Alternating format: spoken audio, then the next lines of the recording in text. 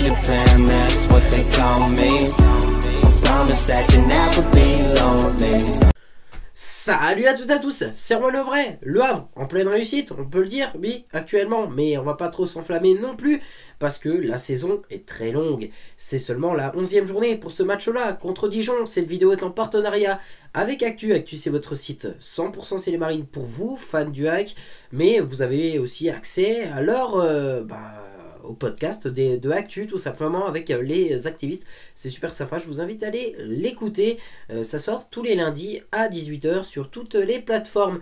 D'ici là, on va partir, oui, pour ce match-là, le dernier avant la trêve internationale. C'est parti donc pour l'avant-match de ce match entre Le Havre et Dijon. C'est parti.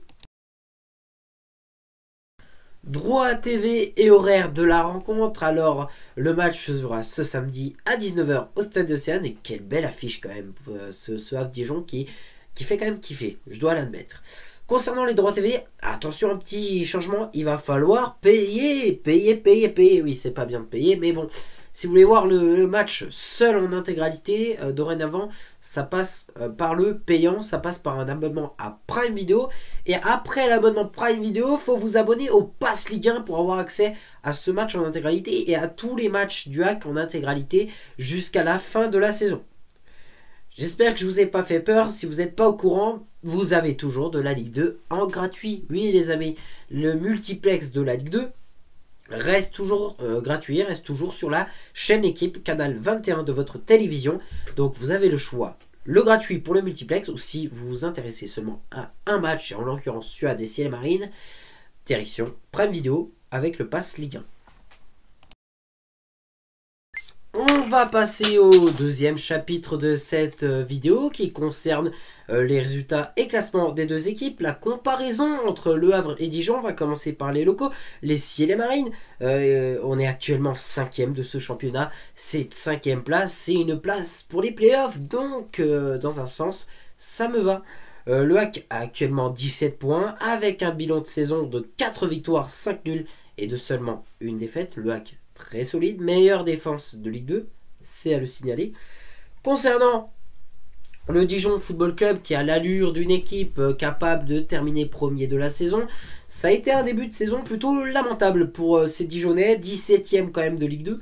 Ça me surprend un peu, mais je pense que progressivement ils vont réussir à remonter. En tout cas, j'espère qu'ils ne seront pas capables d'aller chercher un point au Stade d'Océane ce soir. Concernant leur nombre de points, il est de 10. Concernant leur bilan de saison, même pour une équipe 17e, ils ont quand même 3 victoires. Ils ont seulement une victoire en moins que le hack. Ce qui veut dire que si on fait une comparaison en termes de victoires, ils ne sont pas beaucoup plus négatifs que nous. Concernant les nuls, ils en ont un seul. Et par contre, c'est là où ça paye pas pour Dijon, où ça fait que Dijon se retrouve en difficulté. C'est que ils ont quand même 6 défaites en 10 matchs. C'est beaucoup trop. Donc voilà pour la comparaison entre ces deux équipes qui est un match sur le papier qui va beaucoup plus tourner en le hack. Mais vu l'effectif quand même de Dijon, ça peut peut-être équilibrer les petites choses. Ah, quelle est belle cette victoire quand même contre le Nîmes Olympique. Qu'elle est belle, mais pas en termes de jeu, ça n'a pas été non plus extraordinaire, mais qu'elle est belle. Mais maintenant, il va falloir passer à autre chose, parce qu'on sait dans cette Ligue 2, il faut être le plus régulier que possible. Et en étant régulier, il faut être le meilleur sur une série de victoires. Le hack en est à 2, après sa victoire contre Quevilly et face à Nîmes. Le hack fera-t-il le pass de 3 avec une victoire contre le Dijon DFCO? C'est la question dont je me pose et je l'espère avec du beau jeu. Parce que c'est vrai que le hack, on a la réputation d'une équipe plutôt pas mal dans ce début de saison, mais qui ne joue pas forcément super bien non plus. On sait pas forcément bien tenir le ballon, les passes, c'est pas toujours ça. Une défense solide, un très bon gardien. Donc ça va nous offrir, je pense, un beau match. Parce que cette équipe de Dijon, j'ai du mal à la situer. Quand je regarde l'effectif de Dijon, j'ai une équipe avec des joueurs qui avaient une grande expérience quand même de ce qu'était le niveau supérieur, c'est-à-dire la Ligue 1. Ils ont des gros joueurs. Mais dans ce début de saison, ça marche pas du côté de Dijon. Donc du côté du HAC, il va falloir qu'on en profite, qu'on les tape. Qu'on les tape. Il faut qu'on arrive à gagner. Parce qu'on est 5e au jour d'aujourd'hui. Il faut qu'on arrive à garder cette 5e place le plus longtemps que possible. Et je l'espère jusqu'à la fin de la saison. Parce que j'ai envie que le HAC aille en playoff. J'ai envie que le HAC aussi gagne à domicile. C'est important de gagner à domicile pour le public. Parce que je pense qu'il y aura du monde ce soir au stade de Séane.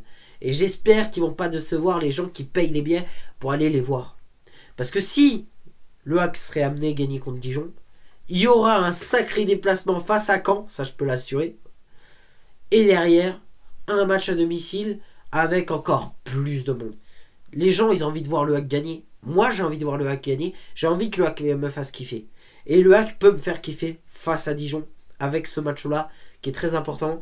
Perso, j'ai pas grand-chose à dire face à Dijon, mais c'est que si Dijon, ils peuvent nous taper, la réponse est oui. Oui, Dijon peut nous taper. Parce que c'est une équipe qui est bâtie pour évoluer dans les hauts tableaux de Ligue 2. Mais faut profiter qu'ils ne sont pas top dans leur tête, qu'ils hésitent, qu'ils ne sont pas bien placés actuellement. Faut en profiter. Le HAC peut gagner ce match. On a les possibilités. Nous, on a des très bons atouts, des très bons jeunes. Amir Richardson, Abdoulaba, Yaya Fofana, Isiak Touré, Aruna Sanganté. Nous avons des joueurs très solides. Maintenant, mes attentes pour ce match, parce que oui, j'en ai quand même des attentes et ils concernent énormément Papi Mnouba. J'ai hâte de continuer à le voir comment il va réussir à progresser avec ses nouveaux coéquipiers. Va-t-il réussir à poursuivre ses efforts? Va-t-il marquer? C'est des attentes qui sont très importantes pour moi. J'ai besoin que des attaquants marquent parce que voilà, c'est vrai que Jamal il a marqué face à Nîmes, mais sa performance n'est pas non plus ça parce qu'il rate le coche du break qui nous aurait probablement sécurisé la victoire. Donc essayer de marquer rapidement, faire le break rapidement, et je pense derrière mentalement ils sont battus. Je pense que on gagne 2-0 à la mi-temps, ça risque d'être compliqué pour eux, clairement ça risque d'être compliqué pour eux. Donc j'espère que le HAC fasse le job.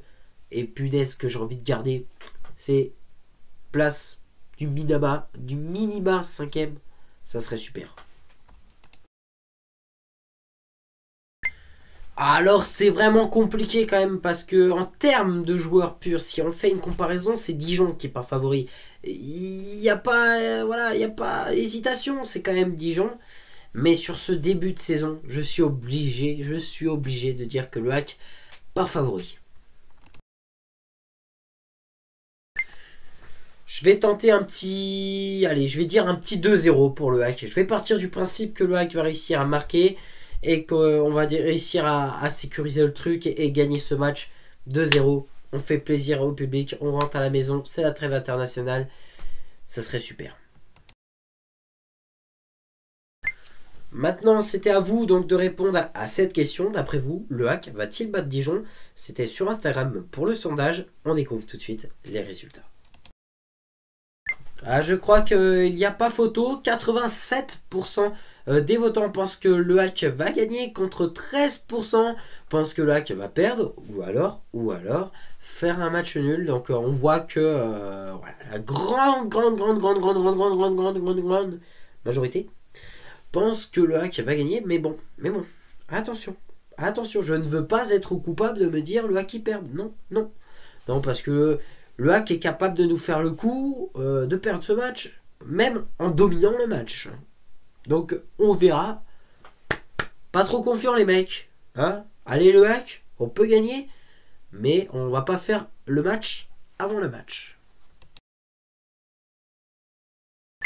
Et voilà, c'est tout pour cette vidéo. Merci à toutes et à tous de l'avoir suivi. Tout de suite, il faut rejoindre le site de Actu ainsi que leur émission de podcast, Les Activistes, le podcast en ciel et marine. Et puis nous, on se retrouve demain. Et oui, demain, pour l'après-match de ce rendez-vous entre le HAC et Dijon. Avec, je l'espère, une victoire pour les ciel et marines. Bis les amis, et à demain.